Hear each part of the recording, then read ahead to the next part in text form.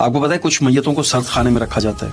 یہ زیادہ تر وہ لوگ ہوتے ہیں جو بیچارے پردیس میں مر جاتے ہیں اور ان کی باڈی کو پاکستان لے کے جانا ہوتا ہے. ذرا دیر کو محسوس کیجئے کہ آپ پردیس میں ہیں اور فوت ہو گئے ہیں. آپ کی میت کو سرد خانے میں رکھا جائے گا جہاں کا درجہ حرارت منفی ہوگا. اس منفی درجہ حرارت میں لیٹنا تکلیف دہ ہو سکتا ہے. اور ایک دوسرا تکلیف دہ معاملہ میت کو کسی دوسرے ملک سے پاکستان لے کر آنا ہوتا ہے. کیا آپ جانتے ہیں کہ ایسی میتوں کی سب سے پہلے اٹاپسی ہوتی ہے جسے پوسٹ مارٹم بھی کہتے ہیں. پوسٹ مارٹم زیادہ تر اس لیے کیا جاتا ہے کہ ڈاکٹرز یہ جان سکیں کہ انسان مرا کیسے ہے تاکہ اس سے سیکھ کر اگلے لوگوں کی جان بچائی جا سکے. اس پوسٹ مارٹم کے دوران آپ کے جسم کے عضلہ اور خون کو نکال دیا جاتا ہے تاکہ آپ کی باڈی میں انفیکشن نہ ہو. اس عمل کے لیے سب سے پہلے آپ کو برہنہ کیا جاتا ہے یعنی آپ کے کپڑے اتارے جاتے ہیں.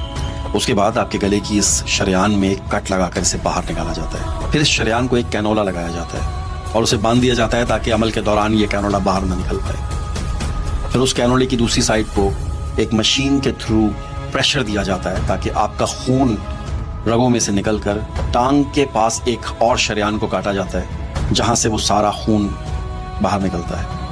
اس کے بعد آپ کے سینے کو چاک کیا جاتا ہے.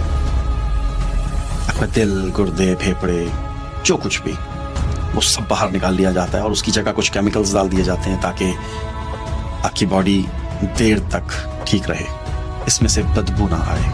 آپ کے ہونٹوں کو کوئی گم لگا کر کے بند کر دیا جاتا ہے اور اگر اس سے بند نہ ہو رہے ہوں تو ان کو سرائی کی جاتی ہے تاکہ منہ بند نظر آئے. یہ سارا عمل میں آپ کو اس لیے وضاحت سے بتا رہا ہوں تاکہ دیکھنے والے اپنی جذباتیت کو ایک طرف رکھیں اور میت کی حد سے بڑھتی ہوئی بے حرمتی پر تھوڑی دیر کے لیے غور کریں. کیا آخری دیدار اور وطن کی مٹی کی یہ قیمت ادا کرنا مناسب ہے؟ کیا یہ مہنگا سودا نہیں ہے؟ آخر ہم اپنے پیاروں کو اتنی تکلیف کیوں دیتے ہیں؟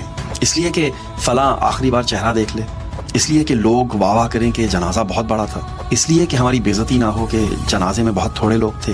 میت کو اس طرح کی تکلیف دینا کیا شرعی جائز ہے؟ اس بات سے آپ اختلاف کر سکتے ہیں. کچھ لوگوں کا ماننا یہ ہے کہ جب انسان مر گیا تو اس کی باڈی کو تکلیف کیسے ہو سکتی ہے، روح باہر نکل گئی. اچھا تھوڑی دیر کے لیے اس بات کو مان بھی لیتے ہیں کہ باڈی سے روح نکل جانے کے بعد باڈی کو اب تکلیف نہیں ہو رہی، وہ ایک مردہ جسم ہے، اسے کاٹیں پیٹیں کچھ بھی کریں.